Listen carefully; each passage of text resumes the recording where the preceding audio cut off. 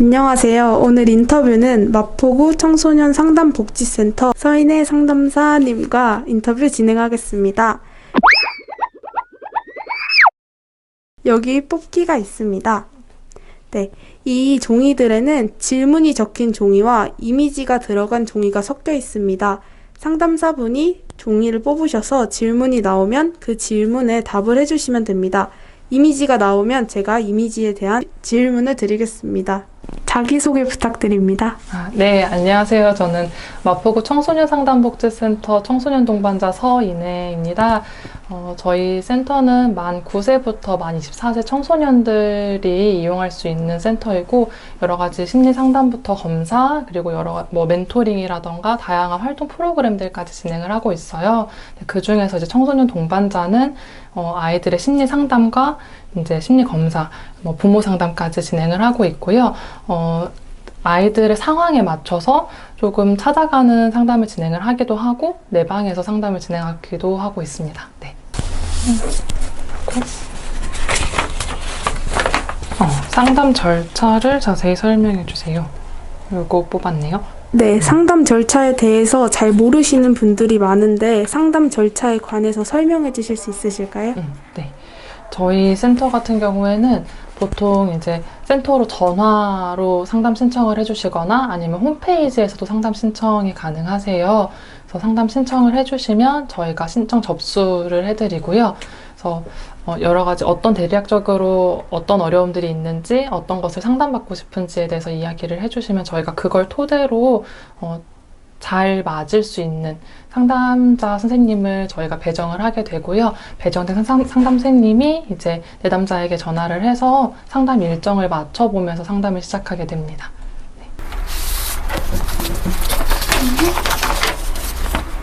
네, 인상 깊었던 클라이언트가 있으신가요?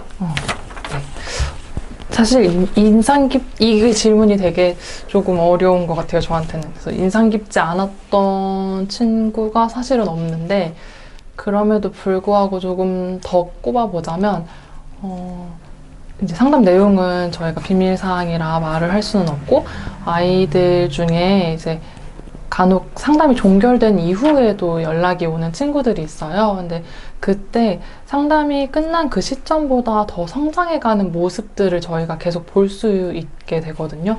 그래서 그런 것들이 되게 좀 고맙고 감사해서 조금 더 많이 기억에 남는 것 같아요. 이거 이런 이미지네요. 혹시 이 이미지에 대한 그런 질문 내용은 무엇일 것 같나요? 글쎄요, 어렵네요. 여러 가지 생각이 조금 드는데, 코로나에 대한 걸 수도 있을 것 같고, 아니면 아이들이 조금 이야기하기 꺼려하는 부분들, 이런 것도 생각이 드는 것 같아요. 네, 맞아요. 맞추셨어요. 저희가 익명성에 대한 걱정 때문에 상담을 꺼리는 청소년들도 있는데, 익명성 보장이 확실하게 되는지 궁금합니다. 그런 걱정이라 하면 사실은 크게 걱정하진 않아도 될 것 같아요. 저희 센터뿐만 아니라 상담 센터들은 기본적으로 비밀 보장과 개인정보 공개 동의에 대해서 저희가 다 서약을 받고 시작을 하거든요. 그래서 내담자의 동의 없이 내담자가 원하지 않은 제3자에게 상담 사실을 알리거나 아니면 상담 내용을 알리는 행위는 전혀 하지 않고, 그거는 신뢰관계를 깨치는 행동이기 때문에 저희가 굉장히 경계하는 부분이거든요. 그래서 조금 청소년들이 그런 거는 크게 걱정하지 않고 찾아와 주면 좋을 것 같아요.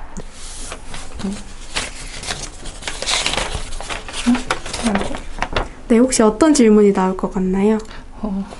SNS?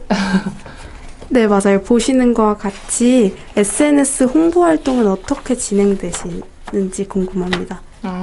저희 센터 같은 경우에는 인스타그램하고 페이스북을 활용해서 이제 친구들한테 홍보를 하고 있어요. 저희가 만 9세부터 후기 청소년들까지 올 수 있는 곳이다 보니까 조금 중고등학생 친구들은 페이스북을 많이 하고 이제 후기 청소년들은 인스타그램을 많이 하는 것 같더라고요. 그래서 그렇게 두 가지 방법으로 진행을 하고 있고, 근데 저희 나름대로 꽤나 노력은 하고 있는데 사실 잘 되고 있는지는 조금 잘 모르겠어요. 네. 네, 그러면 혹시 상담 관련 어플이 혹시 있을까요? 상담 선생님들을 매칭해주는 여러 가지 어플들도 있고, 자가 진단을 할 수 있는 어플들도 있어요. 그래서 상담을 내가 받으러 가는 게 좋을지, 아니면 나한테 지금 뭐 약물 치료가 조금 더 필요한지 이런 것들을 조금 확인할 수 있는 어플들도 있고, 그거 외에도 뭐 멘토링처럼 여러 가지 나랑 비슷한 상황에 있는 친구들이랑 이야기를 나눠볼 수 있는 그런 공간 플랫폼도 있다라고 저는 듣기는 했거든요. 그래서 그런 것들, 본인이 원하시는 것들에 맞춰서 사용하시는 것도 도움이 될 것 같아요. 네. 이것은 뭘까요? 최준? 네, 혹시 어떤 질문이 나올 것 같으세요? 트렌드요? 요즘에 아이들이 관심 갖고 있는 거? 네, 그 이미지는 보시다시피 요즘 유튜브 상에서 가장 유행하고 있는 최준이랑 매드몬스터입니다.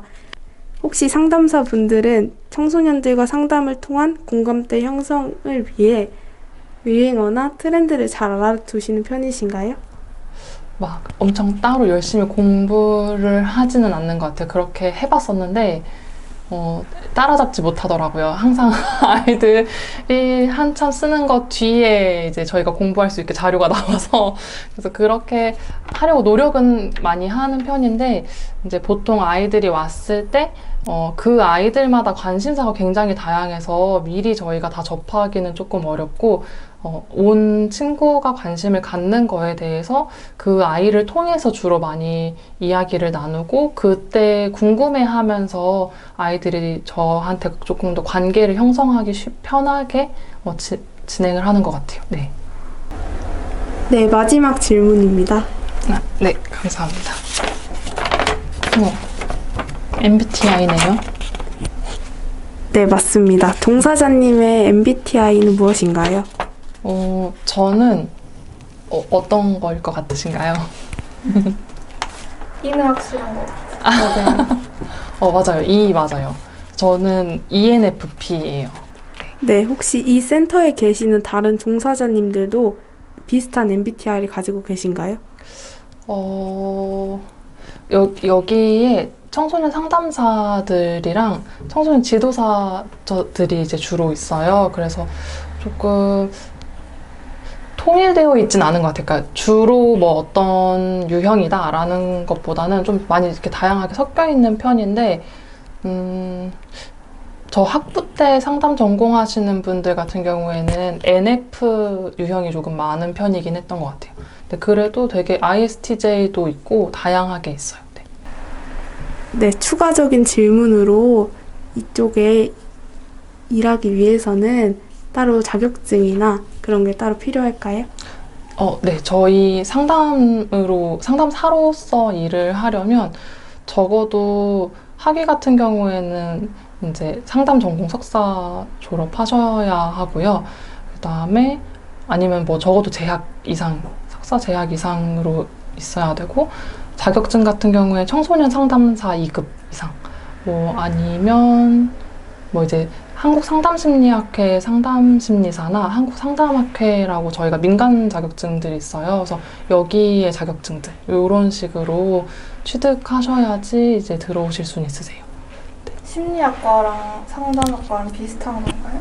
심리학과는 조금 범위가 조금 더 넓다라고 보시면 돼요. 그러니까 상담 전공을 할 수 있는 기초 학문들이 되게 다양해요. 그래서 저 같은 경우에는 심리학 베이스로 학부를 졸업했고 심리학 베이스의 상담 전공으로 졸업을 했고 석사 과정은 교육학과의 상담 전공으로 졸업을 했거든요. 근데 이제 사회복지학에서 상담을 배워오시는 분들도 있고 조금 그 루트는 조금 다양한 편이에요. 네. 혹시 센터에 청소년 지도사님도 계시다고 들었는데 혹시 하는 일은 어떻게 될까요? 저희 청소년 지도사 선생님들은 지금 저희가 팀이 2개가 있어요. 상담 지원팀이 있고 이제 꿈드림이라고 이제 청소년 지원 센터가 있거든요. 여기는 학교 밖 청소년들이 와서 여러 가지 활동을 하는 곳인데 저희는 주로 상담에 대한 업무, 관련 업무, 뭐 집단 상담부터 개인 상담, 아니면 뭐 학교에 나가서 여러 가지 교육을 하는 이런 것들을 진행을 한다면, 청소년 지도사 선생님들은 아이들과 활동할 수 있는 것들을 조금 더 주로 진행을 해주시고, 여러 가지 프로그램을 개발하셔서 그 프로그램을 진행하거나, 아니면 이제 학교 밖 청소년들이기 때문에 이제 학교 내에서 원래는 아이들이 지원받을 수 있는 것들이 있잖아요. 예를 들면 뭐 급식이라던가 건강검진이라던가 이런 것들은 학교 안에 있으면 당연하게 받는 것들인데, 학교 밖에 있는 친구들은 그걸 못 받거든요. 그래서 그런 것들을 연계해 주시거나 뭐 지원해 주시기도 하시고, 이런 식으로 활동을 하고 계세요. 네. 상담을 받기 주저하는 청소년이 있다면 해주고 싶으신 말이 있으세요?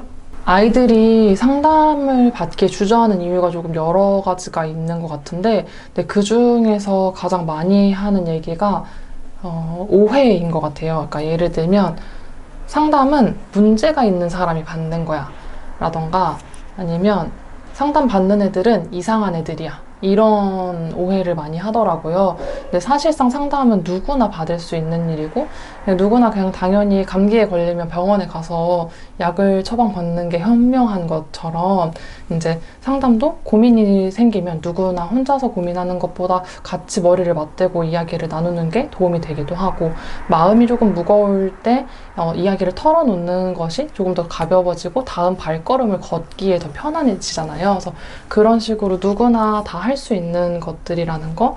그래서 혼자 너무 꽁꽁 싸매고 있지 말고, 너무 힘들어하지 말고, 그냥 적절하게 도움을 청할 수 있는 그런 곳이라는 거를 알아주면 좋을 것 같아요. 네. 오늘 인터뷰 어떠셨나요? 오늘 인터뷰 굉장히 재밌었어요.